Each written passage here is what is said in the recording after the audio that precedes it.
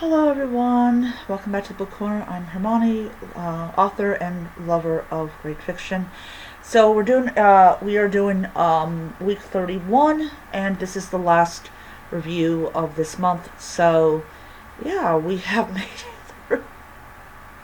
We have made it through. All right. So the first one is Manga's Chase and the Gods of Asgard. This is the Ship of the Dead. This is the conclusion to the trilogy. He published this book years ago. I'm not going to say like a couple years ago, but he published it quite a while back. So I had only read the first book, and I decided last year to go ahead and get the second and third book to finish it off. So, what is my opinions about this book? Well, there's about, I believe, 49 chapters in this book, and it deals with Mangus basically trying to stop Loki from bringing about Ragnarok, or the end of the world in Norse mythology. And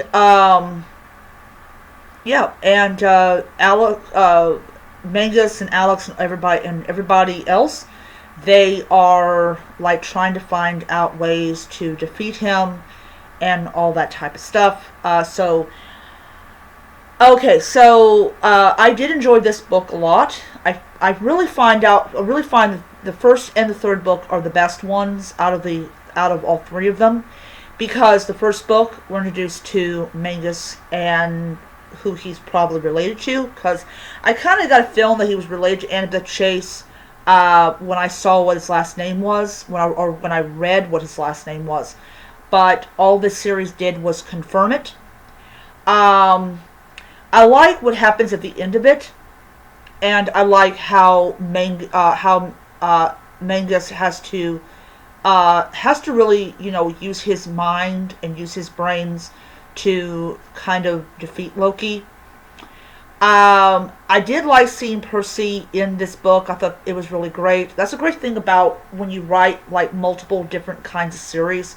You can sort of like um, do crossovers, which is what I do in my books. I think it was like two of them has like Barbara in it, but more towards the end. But yeah, so I really did enjoy this book. I found nothing wrong with it. No, nothing like what happened in the second book, and you guys know what I personally thought about how Rick Riordan treated Loki's wife. But I'm going to give this book 5 stars. It is a good book and a great ending to the series. Moving on to series. This is The Lost Hero by Rick Riordan. This is a pretty thick book. If you're not into thick books, you will not like this book at all.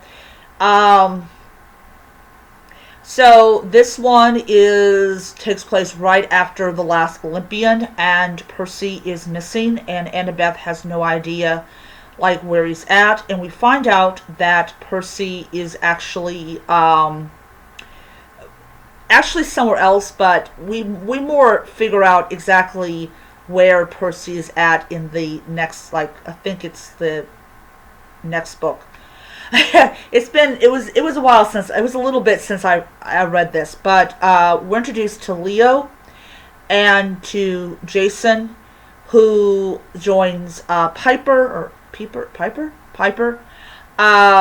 And I really do like this cover a lot. I actually got this before they changed covers, but they go on this quest. They do encounter a lot of notable figures. I think it was Medea is in it.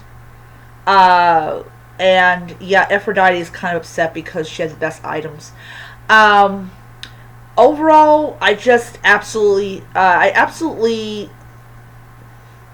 say I absolutely loved it. I just thought it was a pleasant read, but it just wasn't as great as I remembered. I remember buying this when it came out. First time it came out, I told Mom, I'm gonna read an awesome story, and I loved it. I really did. But then you get like 10 or 15 years after the series, after this book was published, and you reread it, and you kind of see some problems that was in the book or in the series as a whole, and it isn't kind of as great as you remember it. But I'm gonna give this one 4 stars. Mainly because for this, I thought this was cool. I do like Leo. I really do. He has so much energy, and he just makes me laugh. And I just absolutely am tickled with him. He's just a delight to be around, and he does have his own issues and his own problems, and he has a lot of life trauma, especially with his mother dying and stuff. But yeah, all right. So that is it for that particular pile. I got 4 more books to go, and when I'm done with them, I will do a review. So I'll see you guys around. Bye.